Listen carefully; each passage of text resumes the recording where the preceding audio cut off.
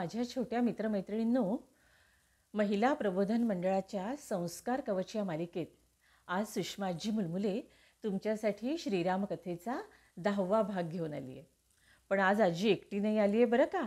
आज तिच्याबरोबर तुमच्याप्रमाणेच जिला गोष्टी ऐकायला खूप आवडतं अशी तिची छोटीशी आणि गोडुली नात मनमितासुद्धा आलेली आहे.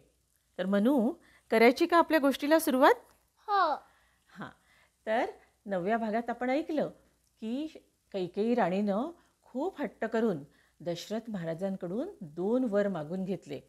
एक म्हणजे रामाच्या ऐवजी भरताला अयोध्येचा राजा करायचं आणि दुसरं म्हणजे रामाला 14 वर्ष वनवासाला पाठवायचं.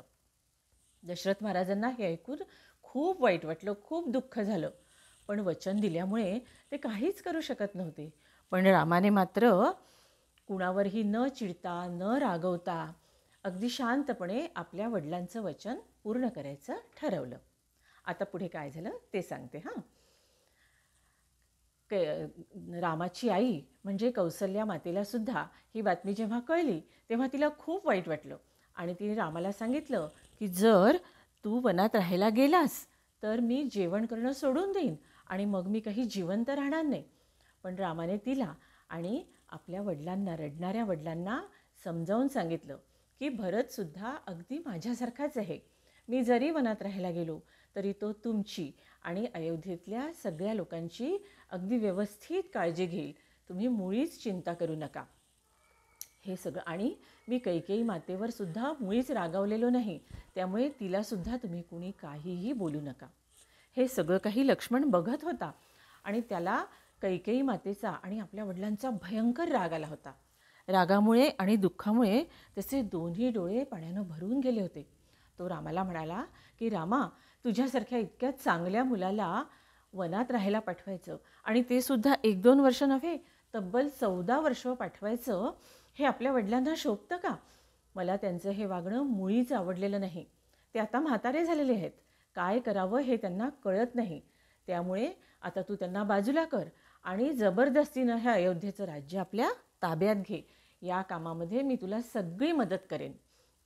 राम शांतपणाने लक्ष्मणाजवळ गेला आणि त्याचे डोळे पुसून म्हणाला की लक्ष्मणा, तुझं माझ्यावर किती प्रेम आहे आणि तू किती शूर आहेस हे मला अगदी चांगलं माहीत आहे. पण आता तुझा राग जरा आवर, जरा शांत हो आणि मी काय सांगतो ते नीट ऐक. हे बघ, मी वनात राहायला गेलो की तू आपल्या 3ही मातांची आणि आपल्या वडिलांची आणि अयोध्येतल्या लोकांची नीट काळजी घे, सगळ्यांची नीट सेवा कर, म्हणजे मग मी आनंदाने वनात राहायला जाऊ शकेन. पण लक्ष्मणानं रामाला निक्षून सांगितलं की रामा, मी तुझ्याशिवाय मुळीच राहू शकणार नाही.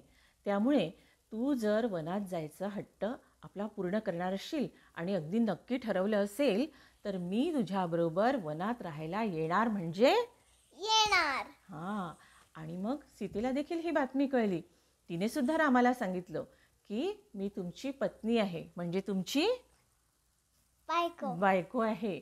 त्यामुळे जिथे तुम्ही राहाल तिथेच मी देखील राहील आणि त्यामुळे मी सुद्धा तुमच्याबरोबर वनात राहायला येणार म्हणजे येणार.